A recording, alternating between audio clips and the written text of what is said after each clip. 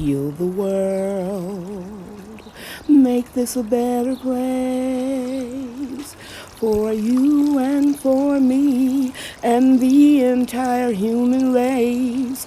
There are people dying, but if you care enough for the living, make a better place for you and for me. Hello everybody, this is Lady Cheryl. I want to welcome you to my YouTube channel. I had planned to work on the garden beds outside today, but last night we had terrible storms in Dallas County. In fact, I believe it was reported that 1,800 residents were without power last night. But I was blessed and we didn't have any outages. So anyway, I decided to work inside of the greenhouse today because it's just too wet outside. Now, if you remember in the last video, my son came over and put the shade cloth cover on the greenhouse, and I'm telling you guys, it has cooled it off tremendously, and this is my new spot. This is the greenhouse of knowledge, but it's also going to be my lady's cave or lady cave. Anyway, I really like it out here. It's just the right amount of sun, but it's not cool and it's not hot yet. So I'm going to be enjoying this little private area for me. I have locks on my privacy fence, so I don't have to worry about anybody coming in. So I'm going to really enjoy this area. Okay, let's get started and I'll show you what I've done. Recording. What I'm going to do is I'm going to tie up these pepper plants. Right here, I'm going to take the mask off a little bit off my nose. I have allergies, so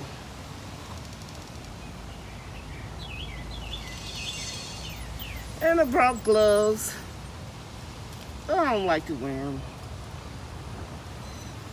So here is a wire that has rubber around it. And I'm just taking a small piece.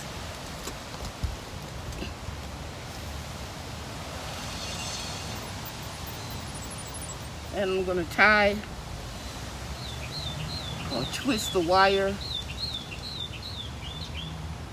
around the stake.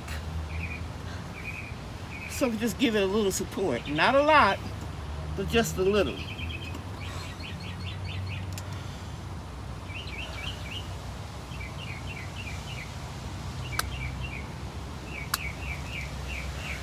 That piece was too short.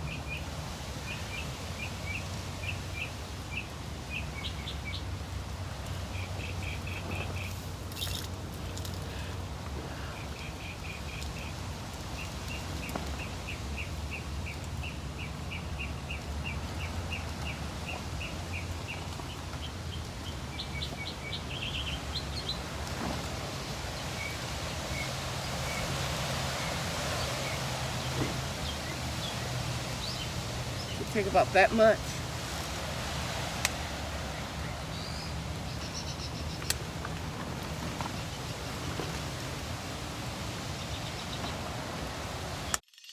I decided to go ahead and just do a voiceover because I couldn't even hear my own self talk.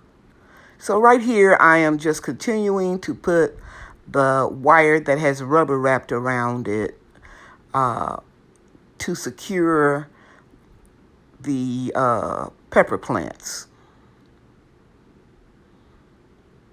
And I'm coming in closer so I can show you that. And I think I just paid a dollar for it at a 99-cent store.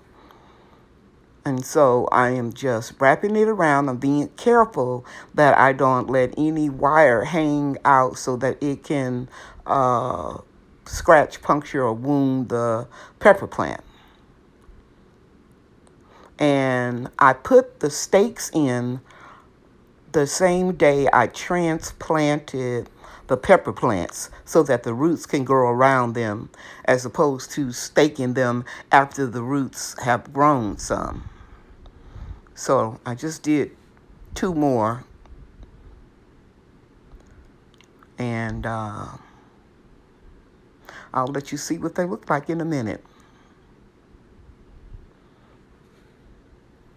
So those of you that are new to my channel, I originally bought these transplants at the last minute after I had got all of my, transplants, seedlings that I grew in the grow room. I just bought these and I said, well, I'll do an experiment. And then when I found out that we were going to go on lockdown except for essential businesses in my county, I decided to forget about the experiment of trying to grow these peppers all year long. I'll just grow them for extra food. But apparently, I had some type of insect infestation in the soil that over the winter that I heated the greenhouse. Anyway, I just had a lot of insect damage, and I ended up removing almost all of the leaves of the pepper plant. So here's a close-up of the ties, and I pointed them down so that they won't hurt anything. This one is the other one, and I think I'm gonna take my pruners and just snip off, if I can get them open, and just snip off any excess wires so it doesn't hurt anything. And I'll pick this up later. But as you can see, all of the leaves are getting really bright green. The fish emulsion with the seaweed in it by Neptune's work very well on any plant that flowers and produces fruit.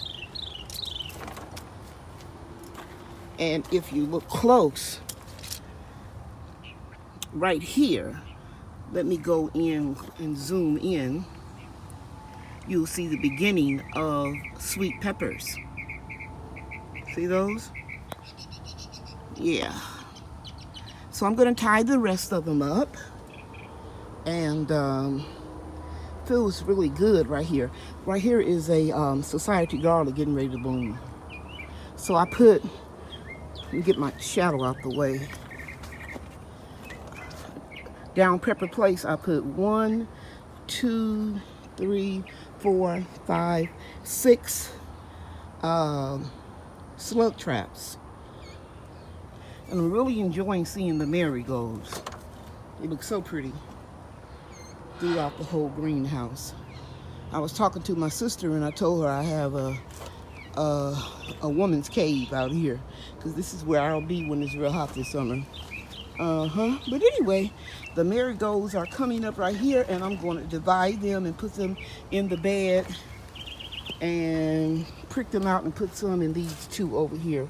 I'll come back and show you what it looks like after I fill these two center openings with potty mix and transplant a marigold in each one of them. Okay guys, I'm going to add some potty mix that I have right here into these two center holes of this concrete block that anchors this garden bed.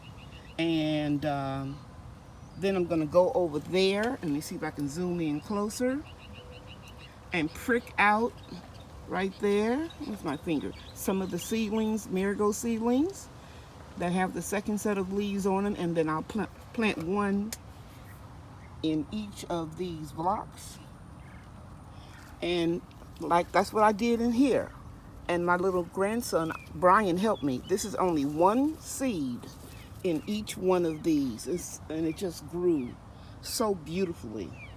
If I can do this, if my 7-year-old grandson can transplant seedlings into these little blocks, gardeners, you can do it too. Brian is going to be amazed when he sees this. I mean, he watched the videos, but it's not the same in person. Guys, it looks much better. And while I'm showing this, I'm gonna let you see Pepper Place. I have all of the peppers supported except for 2. I gotta go behind the greenhouse and find 2 more stakes and get them up. But I want you to see how pretty it is. On April the 18th, I removed almost all of the leaves off of all of these pepper plants in Pepper Place. Take a close look at them. You'll see a lot of leaves that I pruned off on the ground. The insects were sucking the life out of the plants. And you can see that they are very yellow and just sickly looking. But I had confidence that I could bring the plants back once I got rid of the insect infestation and gave them fish emulsion with seaweed in it. And look at the plants today. Seeing is believing.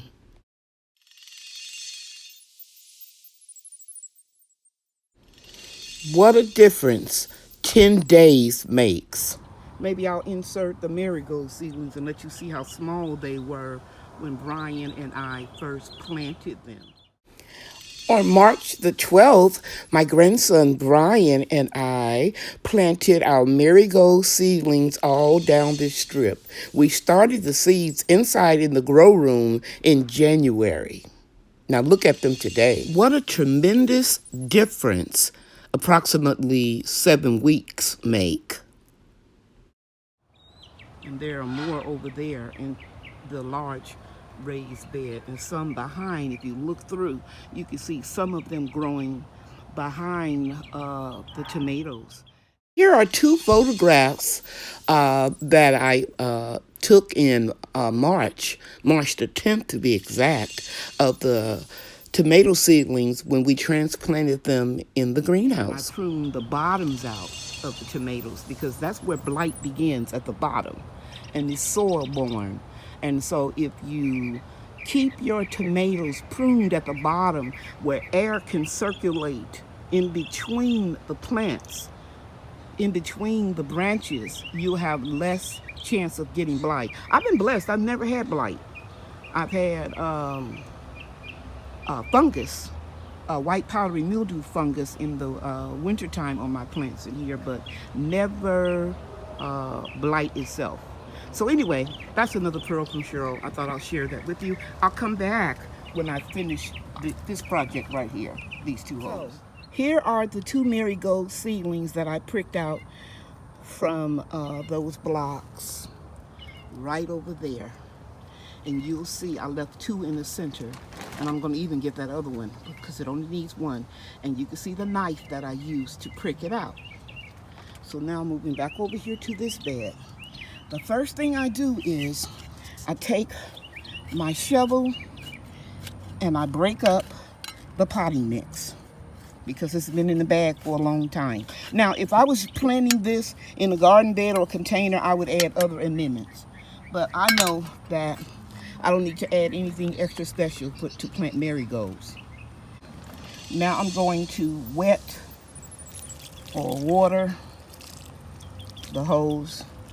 And you can see the potting mix is going to go down some. That's why I do that. I don't like to wait till the end and then the seedlings just sink down too far.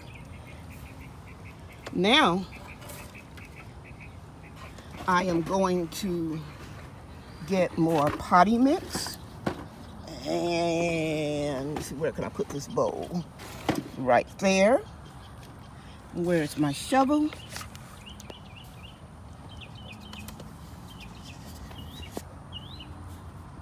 Get my finger out the way.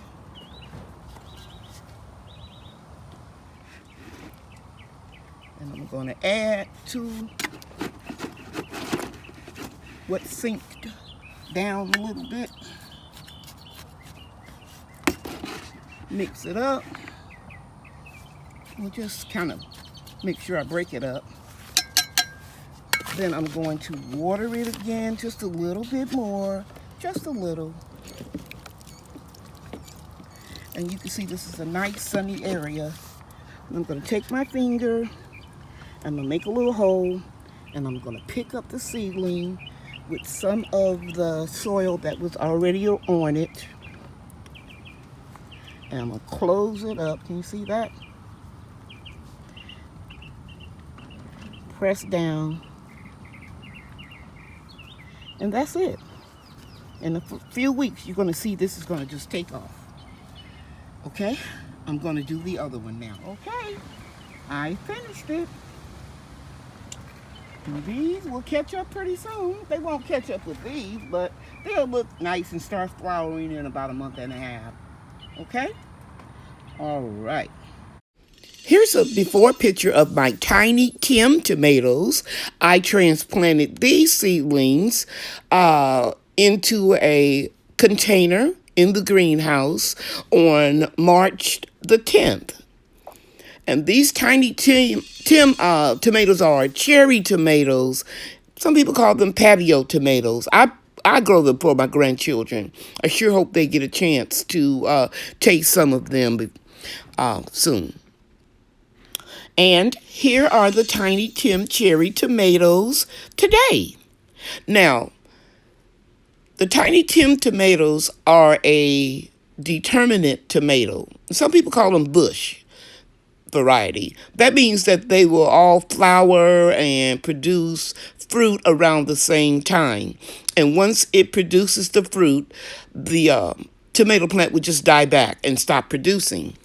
The difference in a determinate tomato and an indeterminate tomato is this. An indeterminate tomato will keep producing until a freeze. A tomato plant cannot survive a frost. So when you're going into the garden centers, new gardeners, and you're trying to determine what type of tomato that you need to buy, think about how much time you have to grow your tomatoes, and that would determine if you need to produce all of the tomatoes in a short period of time. Then buy a determinate variety. If you have a long growing season, I recommend that you buy indeterminate tomatoes. So pick your seeds, pick your transplants according to your garden zone and what's best for you. So, what you see me doing right here is I took that extra marigold seedling that I had and I planted it in with the determinate Tiny Tim tomatoes, because once these produce all that they're going to produce, then I'll have a marigold there. Hey guys, I have to remove my mask. I just wanted you guys to see that I'm still catching slugs. And I left this container up under the table with just a little slug juice in it. And I captured one last night while it was raining. And this slug is not dead yet, because you can see right here the horns are going to start moving, coming out. This concludes this video. I appreciate you taking time out of your schedule to watch it. If you like this video, please like and subscribe and tell your friends about my channel. God loves you and I love you too. Thank you for watching. Bye now. The end.